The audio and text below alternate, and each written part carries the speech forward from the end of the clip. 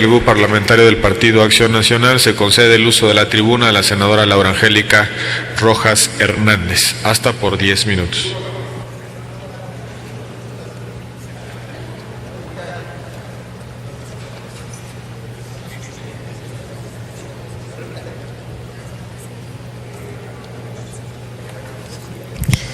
Muchas gracias, presidente. Muy buenas tardes a todos, compañeras, compañeros senadores.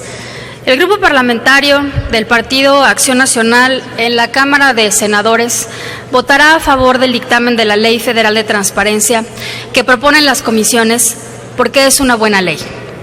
Es una ley que cumple con el objetivo primero de armonización de la legislación federal en la materia,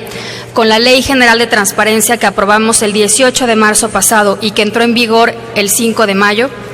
Y a partir de entonces han sido poco más de 6 meses en donde hemos trabajado no solo para que la ley federal sea armónica, sino para que en varios rubros vaya más allá de la ley general en beneficio del derecho de las personas al acceso a la información. Por ejemplo, de las 167 obligaciones de transparencia focalizada de la Ley General, ahora se aumentaron 247 obligaciones específicas de transparencia proactiva para las instituciones federales, de las cuales 75 son especialmente para el régimen de transparencia en el sector energético. Sin embargo, estos logros no son solo números, sino que son obligaciones que se traducen en conocimiento útil de información relevante para las personas. Por ejemplo, la gente podrá conocer sin necesidad de pedirlo expresamente, porque deberá de ser publicado en las páginas de Internet de los sujetos obligados, información, por ejemplo, sobre cuántas armas y de qué tipo circulan en la calle, a quienes se les perdona el pago de impuestos, cuánto y por qué, cuántas cárceles hay y en qué condiciones están,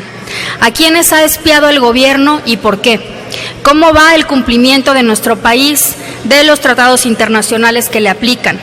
dónde están las zonas del país contaminadas y de qué tipo de contaminación se trata,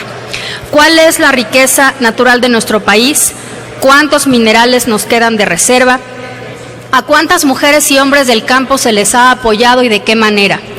Podremos vigilar a las empresas de telecomunicaciones para saber si cobran lo justo o no por sus servicios de telefonía, internet o televisión. El avance del cumplimiento de los procesos de evaluación educativa. ¿Dónde está el hospital más cercano? ¿Cuántos asegurados tiene el IMSS? ¿O qué dicen los representantes del gobierno a nombre de todos los mexicanos en las Naciones Unidas? ¿Cómo votan y a qué se comprometen en todos los organismos internacionales? Las anteriores son algunas de las más de 100 obligaciones de transparencia del Poder Ejecutivo. El Poder Judicial no se quedó atrás, pues también tendremos información importante sobre cómo nombran a magistrados y jueces, por ejemplo. Asimismo, para los órganos autónomos encargados de temas federales como la competencia económica, las telecomunicaciones o la evaluación de la política social, el INEGI, el Instituto Nacional para la Evaluación de la Educación o la Fiscalía General de la República cuando entre en vigor, hoy todavía PGR, también se prevén en la Ley 85 obligaciones de transparencia específica. Debemos recordar que uno de los grandes logros de esta ley, de la Ley General y de la reforma constitucional, es que el hecho de que la información no se encuentre dentro del catálogo de las obligaciones de transparencia proactiva no implica de ninguna manera que la información no sea pública o consultable. Las obligaciones de transparencia proactiva únicamente tienen el fin práctico de que la información más relevante que generan los sujetos obligados esté a la mano de los ciudadanos y se obvie el proceso de petición. De hecho, todas las reformas en esta materia parten del supuesto de que la información no es de los funcionarios públicos que la generan o la administran, sino que es de la gente. Esta ley no solo tiene en varios rubros un mayor alcance que la Ley General en beneficio del derecho de acceso a la información, sino que con las aportaciones de muchos senadores, académicos, expertos y, como siempre, las organizaciones de la sociedad civil que han acompañado el proceso, superó los proyectos que teníamos en las iniciativas que presentamos. En estos meses de trabajo se ha logrado construir un mejor contenido del texto de este dictamen que el propuesto en la iniciativa plural del 9 de diciembre del año pasado y de las visiones que teníamos en las subsecuentes iniciativas presentadas. Uno de los grandes temas en los que se dio un importante avance y que fue una propuesta del Grupo Parlamentario de Acción Nacional fue el desarrollo de los principios del gobierno abierto. Esto es un hito en el país, pues es la primera ley que desarrolla los principios del gobierno abierto y que establece prácticas de parlamento abierto para el Congreso y de justicia abierta para los órganos del Poder Judicial. En términos prácticos, el gobierno, parlamento y justicia abiertas buscan que las autoridades no sean un ente aislado de los ciudadanos, sino que cada vez más las personas se involucren, se escuche su voz y así éstas tengan el gobierno que esperan. Lo anterior abona los compromisos internacionales que México ha asumido como miembro de la Alianza para el Gobierno Abierto y al liderazgo que sostuvo mediante la presidencia del mecanismo misma que concluyó el mes pasado.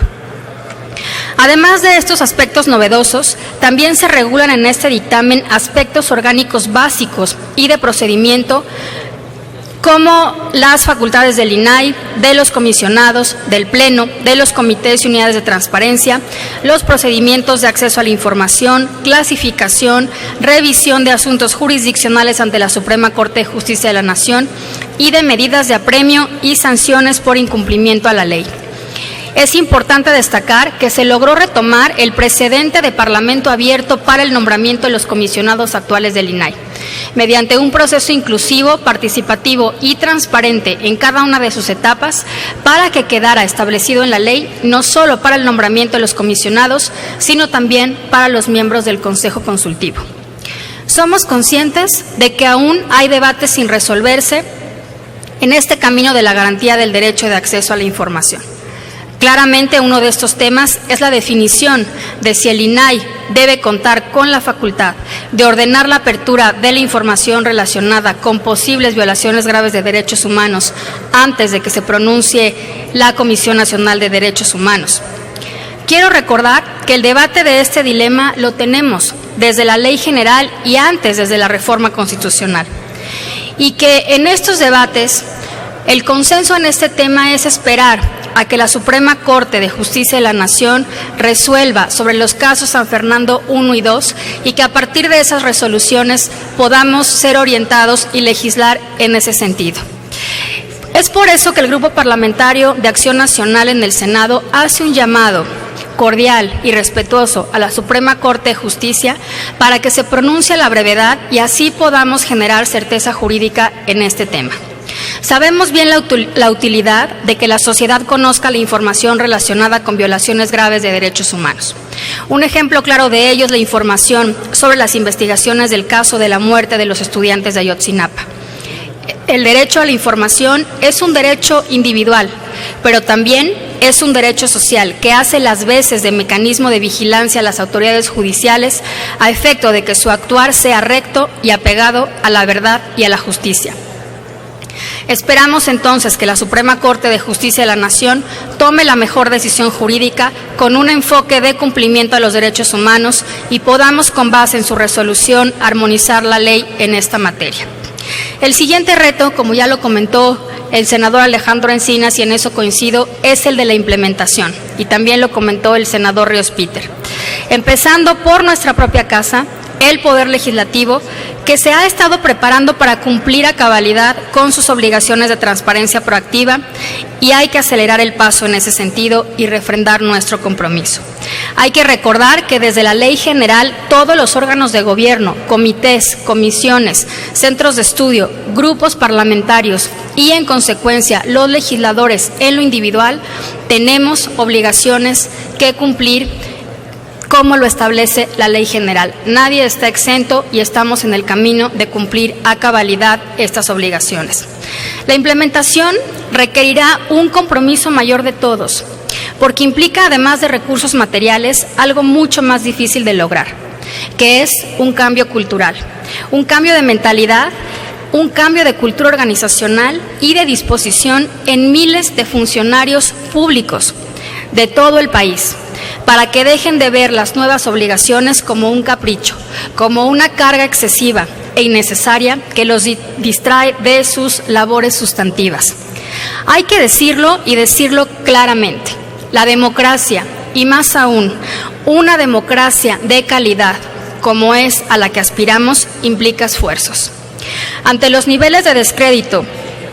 que tienen las instituciones en nuestro país, como se observa en la última medición de Latino Barómetro, que indica que solo el 29% de la sociedad mexicana está satisfecha con la democracia, que solo 17% de los ciudadanos se sienten representados por el Congreso y que solo 26% de mexicanos piensa que el gobierno es transparente, es necesario que entendamos ya que la transparencia como mecanismo de rendición de cuentas es la única vía para empezar a revertir esta lamentable tendencia. Finalmente, quiero agradecer a mis compañeros de bancada por su confianza y respaldo en este tema, de manera especial a mi coordinador y a quienes han trabajado en estas reformas, la senadora Marcela Torres Peinbert, la senadora Pilar Ortega, el senador Héctor Larios, el senador Javier Corral, el senador Daniel Ávila, Juan Carlos Romero Hicks principalmente, Ernesto Cordero también, así como a nuestros asesores de comisiones y de los grupos parlamentarios, a Edith Mercado, a Eduardo Sánchez, especialmente a Haskell Rivera y a Leida Tobar, y por supuesto a mis compañeros senadores de otras bancadas con quien hemos trabajado estos 3 años juntos, el senador Pablo Escudero, la senadora Cristina Díaz y el senador Alejandro Encinas principalmente. Termino como empecé. Esta ley es una buena ley y es sin duda un instrumento que abona a garantizar el derecho a saber y a una cultura de rendición de cuentas que tanto nos hace falta, y por eso el Grupo Parlamentario del PAN la votará a favor. Muchas gracias por su atención.